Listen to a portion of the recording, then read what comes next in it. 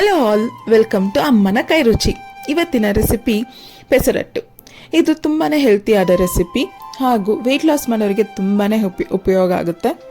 ಇದು ಮಾಡೋದಕ್ಕೆ ನಮಗೆ ಒಂದು ದೊಡ್ಡ ಗ್ಲಾಸಷ್ಟು ಹೆಸರು ಕಾಳು ಮತ್ತು ಒಂದು ಚಿಕ್ಕ ಗ್ಲಾಸಷ್ಟು ಅಕ್ಕಿ ಹಾಕಿ ಚೆನ್ನಾಗಿ ವಾಶ್ ಮಾಡಿರೋ ಕಾಲಿಗೆ ಮೆಂತ್ಯ ಹಾಕಿ ನೈಟ್ ನೆನೆಸಿರುವ ಕಾಲನ್ನು ನೆಕ್ಸ್ಟ್ ಡೇ ಮಾರ್ನಿಂಗ್ ಇದನ್ನು ಮಿಕ್ಸಿಯಲ್ಲಿ ಹಾಕಿಕೊಂಡು ರುಬ್ಬಬೇಕು.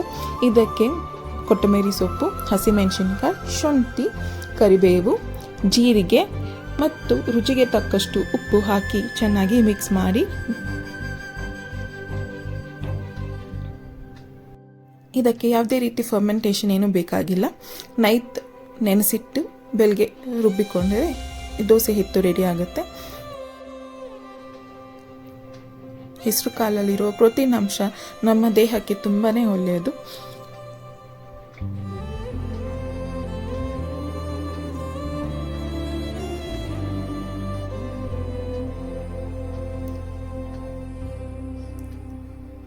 ದೋಸೆನ ಚಟ್ನಿ ಜೊತೆ ಸರ್ವ್ ಮಾಡಿದರೆ ಪೆಸರಟ್ಟು ರೆಡಿ. ಇದೇ ರೀತಿ ಹೊಸ ರೆಸಿಪಿಯೊಂದಿಗೆ ಮತ್ತೆ ಸಿಗೋಣ. ಅಲ್ಲಿ ತನಕ like, follow, share and subscribe.